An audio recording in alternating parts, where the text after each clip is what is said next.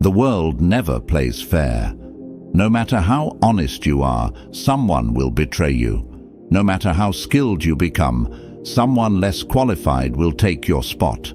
That's reality. But those who understand this reality, they survive. And those who survive, they rule. This is a power you can't see, but everyone feels it. This is dark intelligence. Dark intelligence is born when people get betrayed, humiliated, and defeated. Others break down, but you build strength from that pain. It's the kind of intelligence that listens, watches, stays quiet, and strikes at the perfect moment. While others argue, you gather information. While they get angry, you calculate. While they drown in emotions, you plan the future. Most people play checkers. You're about to learn how to play chess. But before we dive deep, let me be crystal clear. This knowledge is for protection, not destruction. Use it to defend yourself, not to hurt innocent people. The goal is to understand the game, not to become the villain. Today, you'll discover the 8 psychological traits that separate survivors from victims, leaders from followers, winners from losers. Now, I want you to drop this affirmation in the comments. I choose to be strategically intelligent, not emotionally reactive. Now let's unlock the secrets that powerful people don't want you to know. Number 1, calculated opacity. You're never completely clear about your intentions. You show only what's necessary. When people know half the story, they fill in the blanks with their imagination. And that imagination, it controls them. Machiavelli once said, "Everyone sees what you appear to be. Few experience what you really are." Think about the most intriguing people you know. They never tell you everything. They leave gaps in their stories. They answer questions with questions. They smile when you expect them to explain. This isn't about lying. This is about strategic communication. Here's what happens in most conversations. Someone asks you a question, and you feel obligated to give them a complete answer. You explain your motivations, your fears, your plans. You think you're being honest and building trust, but you're actually giving away your power. Smart people understand that mystery creates influence. When you don't reveal everything, people become curious. Curiosity leads to interest. Interest leads to respect, and respect leads to influence. Let's say someone asks about your weekend plans. Most people say, "Oh, I'm just staying home, maybe watching some movies." That's complete transparency, but it's also completely forgettable. Instead, you could say, "I have something important to take care of." Then change the subject. Notice the difference? The first answer makes you predictable. The second answer makes you interesting. This doesn't mean being rude or secretive about everything. It means being selective about what you share and when you share it. The most successful people in any field master this principle. They reveal just enough to keep people engaged, but never enough to lose their advantage. Your information is your currency. Don't spend it all at once. When you practice calculated opacity, people start paying more attention to what you say because they know you don't say everything. Your words carry more weight because they're rare. Remember, the goal isn't to be mysterious for the sake of being mysterious. The goal is to maintain control over your narrative and your relationships. Number 2, adaptive persona. You're not the same person with everyone. You adjust your personality based on who you're talking to. People think they know you, but they only know one version of you. Machiavelli once said, "A prince ought to take care that he never lets anything slip from his lips that is not replete with the 5 qualities mentioned above, that he may appear to him who sees and hears him altogether merciful, faithful, humane, upright, and religious. This isn't about being fake. This is about being effective. You already do this naturally. You speak differently to your grandmother than you do to your friends. You act differently in a job interview than you do at a party. You present different aspects of your personality in different situations. Adaptive persona takes this natural tendency and makes it intentional. Every person you meet has different values, different communication styles, and different ways of processing information. If you use the same approach with everyone, you'll connect with some people and completely miss others. Smart people study the person they're talking to and adjust their communication accordingly. Are they analytical? Give them facts and data. Are they emotional? Connect with their feelings. Are they practical? Show them how something works. Are they big picture thinkers? Paint the vision. This isn't manipulation. This is communication intelligence. Think about water. Water takes the shape of whatever container it's in, but it never loses its essential properties. It's still water whether it's in a cup, a bottle, or a lake. Your adaptive persona works the same way. You adjust your presentation to fit the situation, but you never lose your core values and principles. The mistake most people make is thinking they need to be authentic in the same way with everyone. But authenticity doesn't mean being identical in every situation. It means being genuinely yourself while adapting your expression to be most effective. When you master adaptive persona, you become someone who can connect with anyone. People feel understood when they're with you because you're speaking their language. This skill becomes incredibly powerful in negotiations, leadership situations, and building relationships. You're not trying to force people to understand you. You're making it easy for them to connect with you. But here's the warning: never adapt so much that you lose yourself. Your values, your integrity, your core principles should never change. Only your presentation should adapt. The strongest people are like diamonds. They have many facets, but they're still one solid stone. Number 3, the principle of detachment. You're not a slave to any relationship, emotion, or opinion. What you're not afraid to lose can't control you. What can't bind you can't manipulate you either. Machiavelli once said, "Since love and fear can hardly exist together, if we must choose between them, it is far safer to be feared than loved." Detachment is probably the most misunderstood concept in dark intelligence. People think it means being cold or uncaring. It doesn't. It means being free. Most people are controlled by their attachments. They're afraid to lose their job, so they accept bad treatment. They're afraid to lose a relationship, so they compromise their values. They're afraid to lose approval, so they say what people want to hear instead of what needs to be said. Fear of loss makes you weak. Freedom from that fear makes you powerful. This doesn't mean you shouldn't care about anything. It means you shouldn't be desperate about anything.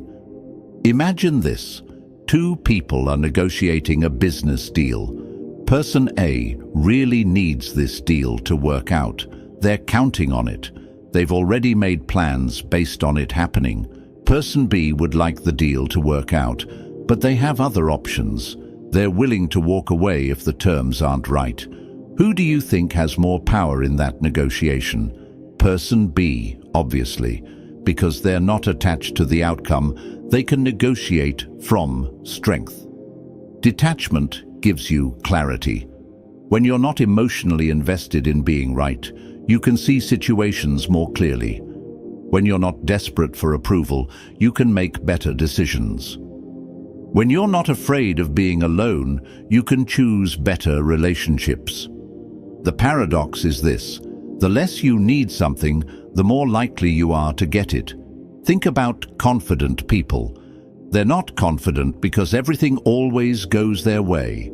They're confident because they know they'll be okay even if things don't go their way. That's the power of detachment. Now, this doesn't mean being careless or indifferent. You should still work hard for your goals and care about the people in your life, but you should never be so attached to any outcome that you lose your ability to think clearly and act strategically. Detachment also protects you from manipulation.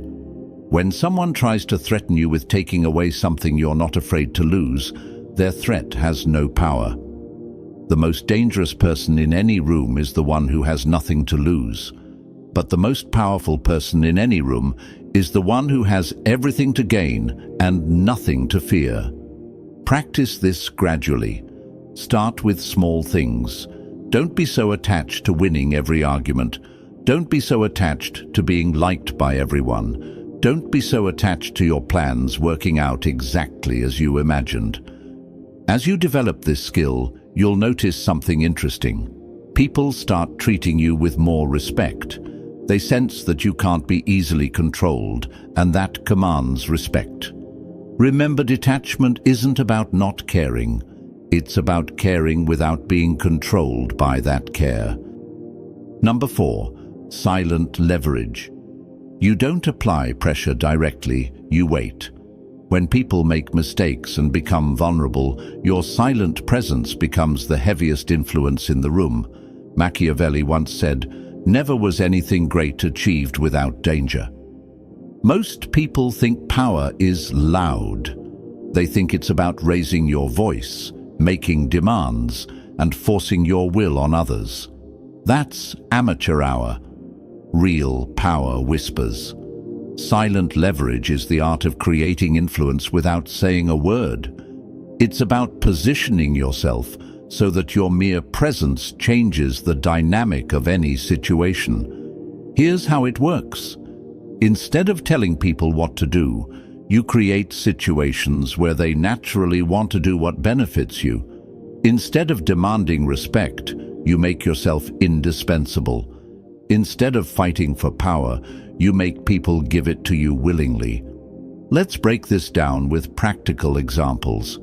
In conversations, silent leverage means knowing when to pause. Most people are uncomfortable with silence, so they fill it with words. Often those words reveal more than they intended to share. When you're comfortable with silence, you control the rhythm of the conversation. Next time someone asks you a difficult question, don't answer immediately. Pause. Look at them thoughtfully. Let the silence stretch for a few seconds. Then give your answer. Watch how it changes the weight of your response. In negotiations, silent leverage means having alternatives that you don't need to mention. When the other person knows you have options, they negotiate differently. You don't have to threaten to walk away. Your willingness to walk away is enough. In relationships, silent leverage means being the person who adds value without asking for recognition. When you consistently make other people's lives better, they naturally want to keep you around. You don't have to demand loyalty, you earn it through your actions. In professional settings, silent leverage means becoming the person everyone comes to for solutions. You don't announce that you're the problem solver. You just solve problems consistently until everyone knows they can count on you. The key to silent leverage is patience. You're not looking for immediate results. You're building long-term influence. Most people want instant gratification. They want to see immediate results from their efforts. But silent leverage works differently. You plant seeds and wait for them to grow. You make investments and wait for them to pay dividends. This requires a different mindset. You have to be comfortable with delayed gratification. You have to trust that your consistent actions will eventually create the influence you're seeking. What happens when you master silent leverage? People start coming to you for advice without you offering it. They start seeking your approval without you demanding it.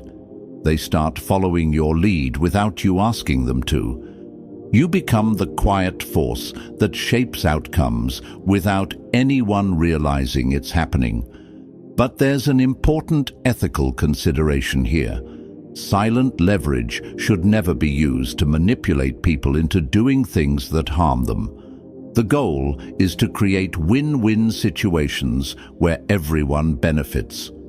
The most ethical use of silent leverage is to influence people toward better decisions for themselves and others. You're not tricking them, you're guiding them toward outcomes that serve everyone's best interests. Remember, silent leverage is not passive. You're still taking action, you're still making moves. You're just doing it quietly and strategically, instead of loudly and obviously. Number 5. Psychological echo. You reflect people's deepest needs and fears back to them. They think you're speaking their language, but actually, you're gaining understanding and influence. Machiavelli once said, "Men judge generally more by the eye than by the hand, for everyone can see and few can feel." Everyone sees what you appear to be. Few really know what you are. Psychological echo is about becoming a mirror that reflects back what people need to see and hear. This isn't about deception.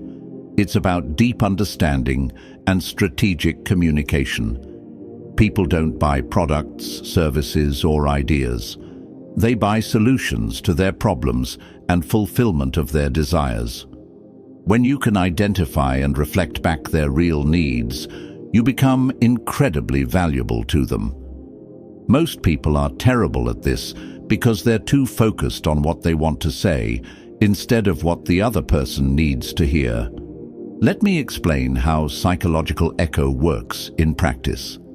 First, you have to become a student of human nature. You need to understand that everyone you meet is carrying invisible burdens, secret desires, and unspoken fears. Your job is to listen for clues about what those might be. When someone talks about their work, they're not just sharing information. They're revealing how they see themselves, what they value, and what they're worried about. When someone talks about their relationships, they're showing you their emotional patterns and their deepest needs. Most people listen to respond. You need to listen to understand. Here's a practical framework. Every person you meet is asking 3 silent questions. Do you see me? Do you understand me? Do you value me? When you can answer yes to all 3 of those questions through your words and actions, you create a powerful connection. The psychological echo technique involves reflecting back not just what people say, but what they mean. You listen for the emotion behind the words, the need behind the complaint, the fear behind the anger. For example, if someone says, "I hate my job," most people might respond with advice about finding a new job. But if you listen deeper, you might hear that they actually feel unappreciated, unchallenged, or uncertain about their future. A psychological echo response might be, "It sounds like you're not feeling valued for your contributions," or "It seems like you're ready for something that challenges you more." Notice the difference?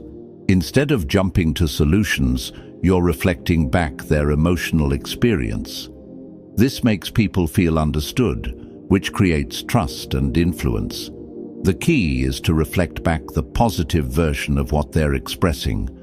If someone is complaining about being overwhelmed, you might reflect back their dedication and high standards.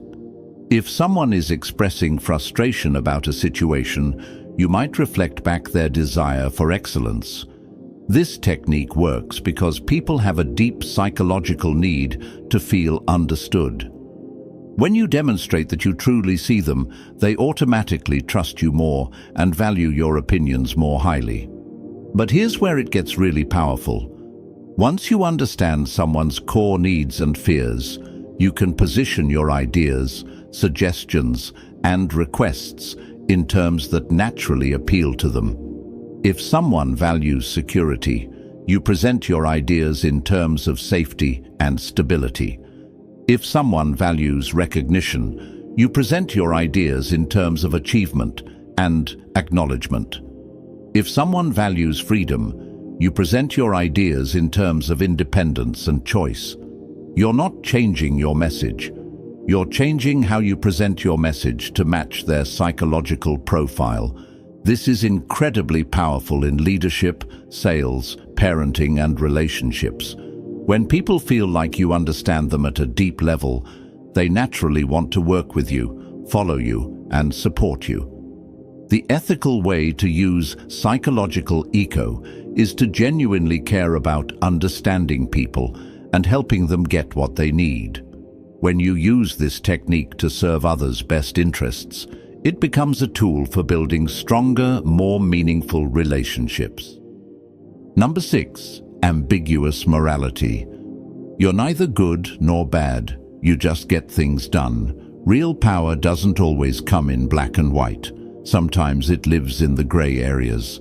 Machiavelli once said, "Since it is difficult to join them together, it is safer to be feared than to be loved when one of the two must be lacking." This is the most controversial trait of dark intelligence, and it's the one that gets misunderstood the most. So let me be very clear about what this means and what it doesn't mean. Ambiguous morality doesn't mean having no morals. It doesn't mean doing whatever you want, regardless of consequences.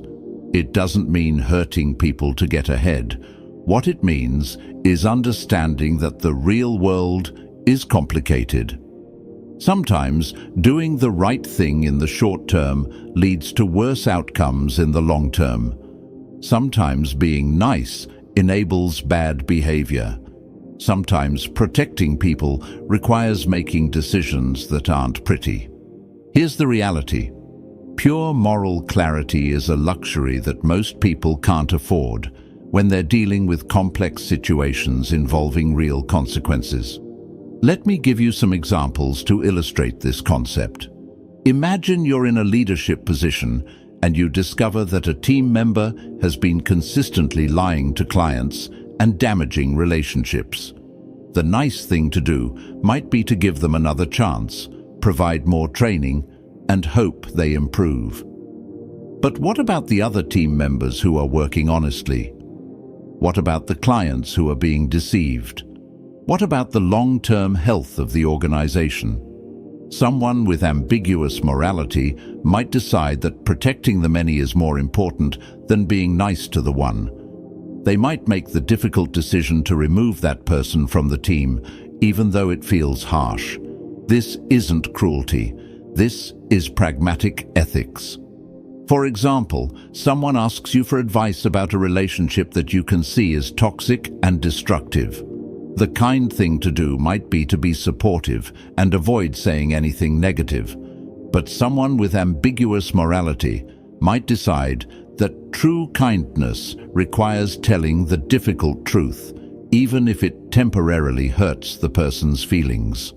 The key principle here is focusing on outcomes rather than appearances.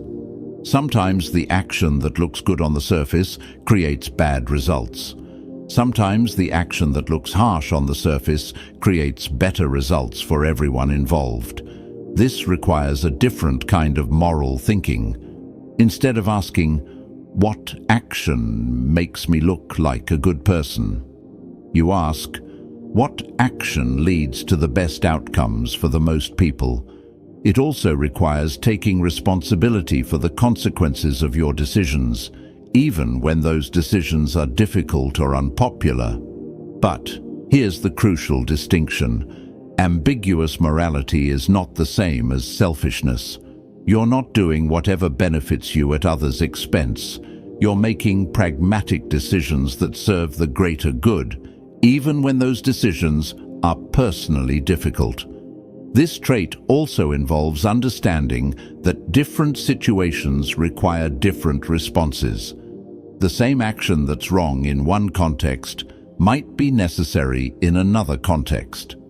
For example, being completely honest might be the right approach in a close personal relationship, but it might be counterproductive in certain professional negotiations where strategic disclosure is more effective.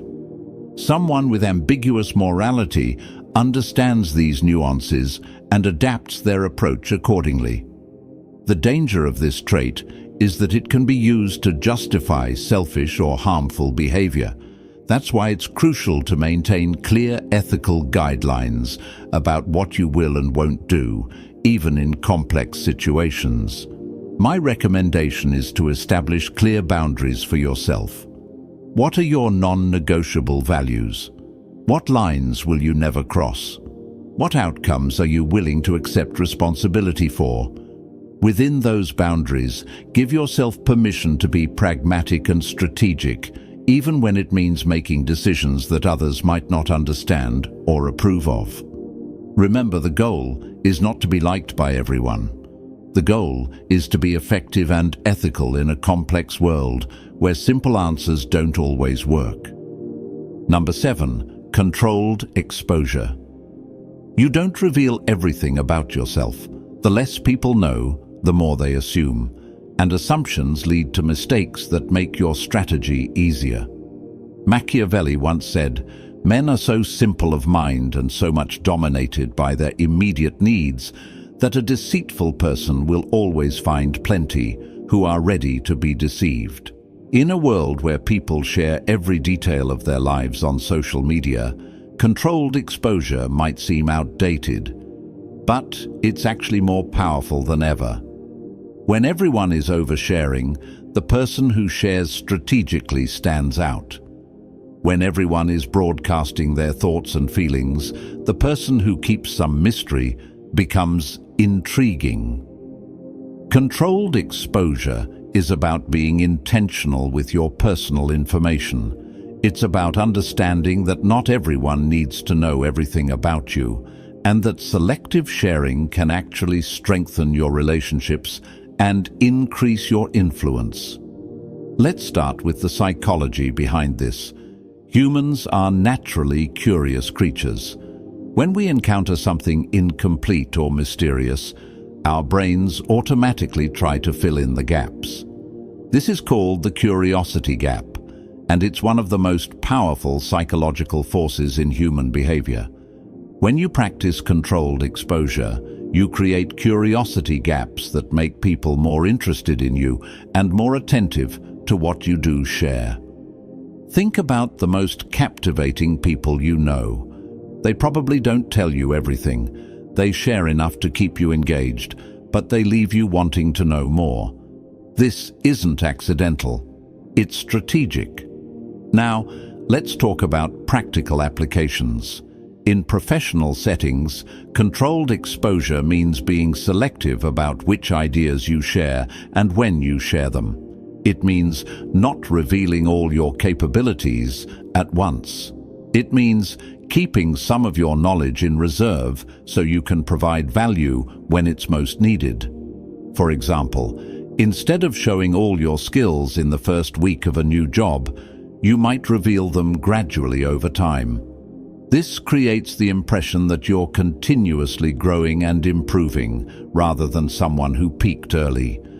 In social situations, controlled exposure means not telling your entire life story to everyone you meet. It means sharing personal information gradually as relationships develop and trust is earned. This doesn't mean being secretive or dishonest. It means being selective and strategic about what you reveal and to whom. In negotiations, controlled exposure means not revealing all your priorities and constraints up front. It means keeping some information in reserve so you can use it strategically as the negotiation develops. The key principle is this: information revealed can never be unrevealed. Once people know something about you, they can't unknow it. So it's better to err on the side of revealing too little rather than too much. But controlled exposure goes beyond just withholding information. It's also about timing. The same piece of information can have completely different impacts depending on when it's revealed. For example, revealing a particular skill or achievement early in a relationship might seem like bragging, but revealing the same information later when it's relevant to solving a problem makes you seem humble and helpful. Controlled exposure also involves understanding your audience. Different people need to know different things about you. Your level of disclosure should match the relationship and the situation. Your closest friends and family members should know more about you than your casual acquaintances. Your business partners should know different things about you than your competitors. Your employees should know different things about you than your peers. This isn't about being fake or manipulative. It's about being appropriate and strategic with your personal information. Here's another important aspect. Controlled exposure includes managing your digital footprint. Everything you post online, every comment you make, every photo you share becomes part of your permanent record.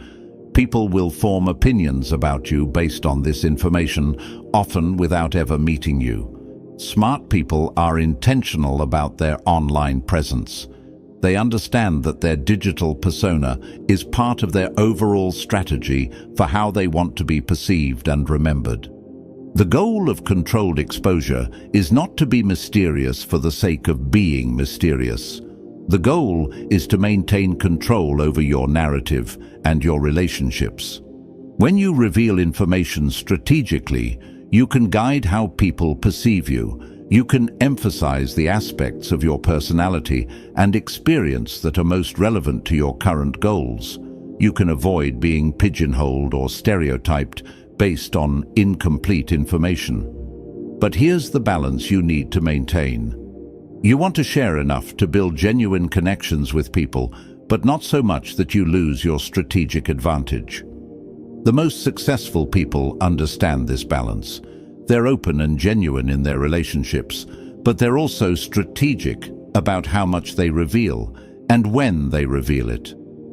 Number 8, outcome obsession. You're not here to win arguments or prove points. You're here to get results. People who focus only on outcomes never waste time on unnecessary games. Machiavelli once said, "The promise given was a necessity of the past. The word broken is a necessity of the present."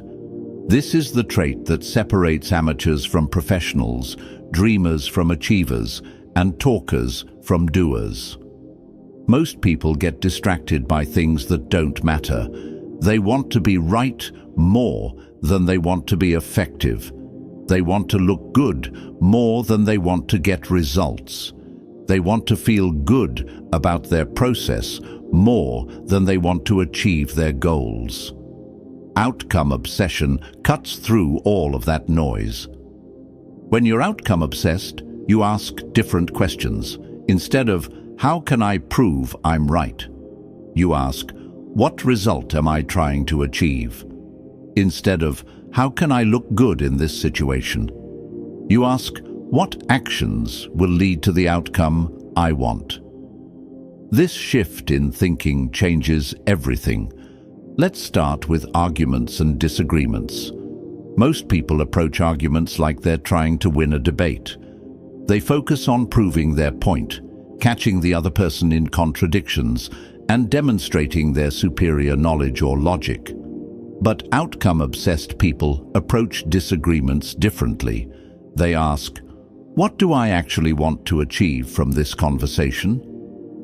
Maybe they want to change the other person's behavior. Maybe they want to reach a compromise. Maybe they want to gather information about the other person's perspective.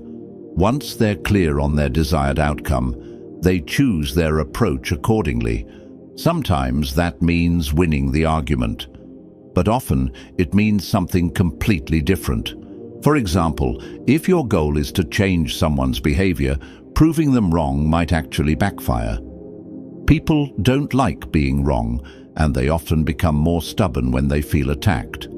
A better approach might be to help them reach the right conclusion on their own. If your goal is to maintain a good relationship while addressing a problem, being right might be less important than finding a solution that everyone can accept. This applies to every area of life. In professional settings, outcome obsession means focusing on what actually moves the business forward rather than what makes you look smart or important. It means choosing projects based on their impact rather than their visibility. It means making decisions based on data and results rather than politics and preferences. In personal relationships, outcome obsession means focusing on the health and happiness of the relationship rather than who's right or wrong in any particular disagreement. It means choosing your battles based on what actually matters rather than reacting to every minor irritation. In personal development, outcome obsession means measuring your progress by actual results rather than effort or intentions. It means being honest about what's working and what isn't, even when that's uncomfortable. Here's where outcome obsession gets really powerful. It helps you avoid the trap of looking busy without being productive. Many people confuse activity with achievement. They think that working hard automatically leads to good results. But outcome-obsessed people understand that you can work very hard on the wrong things and get nowhere. They're constantly asking, is this activity actually moving me toward my goal? Or am I just staying busy to avoid the more difficult but more important work? This leads to what I call strategic laziness. Outcome-obsessed people often appear to do less than others because they're selective about where they put their energy. They focus on the 20% of activities that produce 80% of the results. They're not trying to be the hardest worker. They're trying to be the most effective worker. This also applies to learning and skill development. Instead of trying to learn everything about everything, outcome-obsessed people focus on developing the specific skills that will have the biggest impact on their goals. They ask, what's the minimum I need to learn to achieve maximum results? This isn't about being lazy or taking shortcuts. It's about being strategic and efficient. Now, here's an important warning about outcome obsession. It can become destructive if you lose sight of your values and relationships in pursuit of results. The healthiest approach is to be outcome-obsessed within ethical boundaries. Your desired outcomes should include maintaining your integrity, treating people well, and contributing positively to the world around you.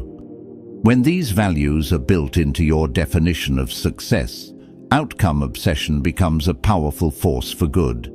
Another key aspect of outcome obsession is the willingness to change course when something isn't working.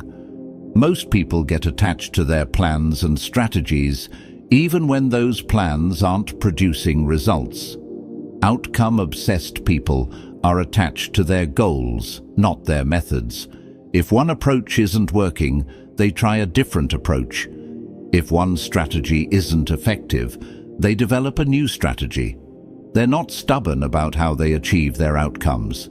They're only stubborn about achieving the outcomes themselves. This flexibility makes them incredibly adaptable and resilient. When circumstances change, they adjust their approach. When new information becomes available, they update their strategy. The ultimate goal of outcome obsession is to become someone who consistently gets things done, not someone who talks about getting things done, not someone who looks like they're getting things done, someone who actually produces results in the real world. This reputation becomes incredibly valuable over time. When people know you as someone who delivers on your commitments and achieves your goals, they start bringing you better opportunities, better partnerships, and better problems to solve. You've just learned the 8 traits of dark intelligence. But knowledge without application is worthless. Pick one trait that resonated with you the most. For the next 7 days, practice that trait in your daily interactions. Don't try to master all 8 at once. Focus on one. Notice how people respond to you differently. Notice how you feel when you approach situations with strategic intelligence instead of emotional reactivity. But remember what we talked about at the beginning. This power comes with responsibility. Use these insights to protect yourself, not to harm others. Use them to create better outcomes for everyone, not just for yourself. The world needs more strategically intelligent people who use their knowledge ethically. People who can see through manipulation and protect themselves and others from it. People who can navigate complex situations and find solutions that serve the greater good. That's the true purpose of dark intelligence. Not to become a manipulator, but to become someone who can't be manipulated. Not to gain power over others, but to gain power over yourself and your circumstances. The most dangerous person in any room is the one with nothing to lose. But the most valuable person in any room is the one who understands human psychology and uses that understanding to make everyone's life better. Which kind of person do you choose to be? If this video changed how you think about intelligence and power, hit that like button. If you want more content about psychology, strategy, and human behavior, subscribe and ring the notification bell. Drop a comment and let me know.